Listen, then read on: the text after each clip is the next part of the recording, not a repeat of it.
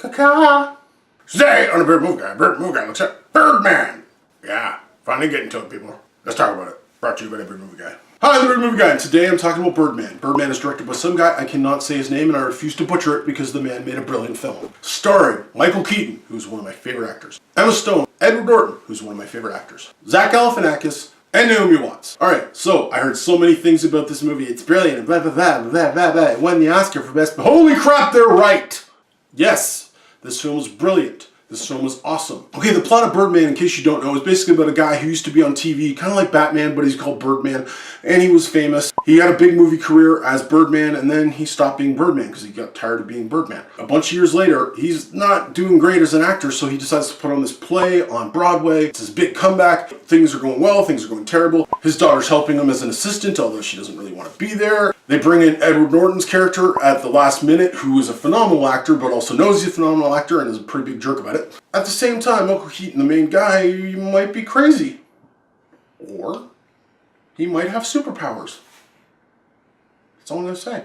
Let's talk about this film. This film is filmed in a way, I know it wasn't done in one take, but it looks like it was done in one take. It looks like they picked up the camera at the beginning of the film and followed the actors around doing everything and didn't stop until the movie was over. Now, I know, obviously, there's a few points where it transitions and stuff, but there are like 20-minute scenes easily where I'm guaranteeing you they did not stop filming. And that blows my mind. Take that, plus take this incredibly interesting score. Half of the score, most of the score, was just drumming. And at first I was like, when I put the thing in, I was like, I heard drumming, and it was just drumming, and I was like, did I put Whiplash in or something? I don't understand. But no, it's just drumming, and it works so well. It's this very jazzy... What's the word I'm looking for? I don't know what the word I'm looking for is. Authentic? No. Individualistic? No. What's the word I'm looking for?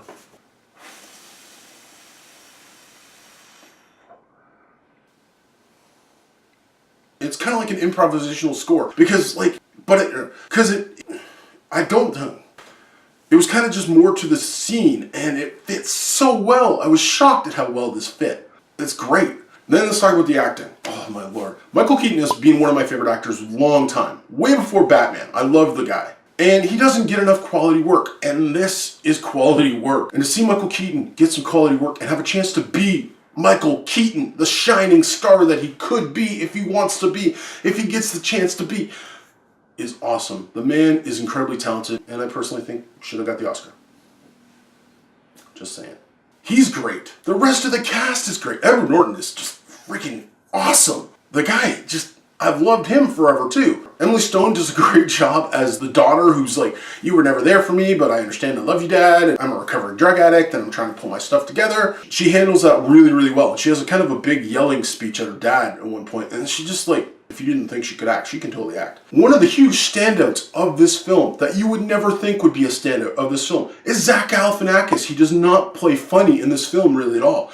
He plays very serious. He's Michael Keaton's character's manager, and he literally he gives the best performance of his career. He's just flat out great. And Naomi Watts she is so good. I didn't even realize it was Naomi Watts at one point because I was like, she looks a lot like Naomi Watts, and I'm like, oh, it's Naomi Watts, you idiot. She is just fantastic. I don't know how much more I can say about this movie without just like, I don't want to spoil anything if you haven't seen it. I'm telling you, see this movie. I totally get why they give it the Oscar now. There's a couple films that I think are on par with it. 2014, one that I may think is better, but it is easily one of the best films of 2014. Some of the best performances of 2014. The score is amazing. The direction is just insane. Everything with this movie is pretty perfect. And it has this whole thing on criticism and small films and big films, and it's just this speech that he gives to this woman who's a critic who's like, I'm going to hate whatever you do no matter what you say. And he gives her this speech, and it's like, holy crap. I talk about movies all the time, and it made me just, like, I wanted to hug him because it was such a good speech about critics and what role they play and why they're not important and they are important at the same time. This movie's mind-blowing. This movie's great. This movie is a fully bearded 5 beard out of 5 movie. I can't recommend it highly enough. Watch Birdman. Thanks for watching. Until next time, stay bearded, everyone. You've been watching the Bird Movie Guy. Talk about Birdman. Oh, this film. It's awesome. Did you get that? It's awesome. Awesome.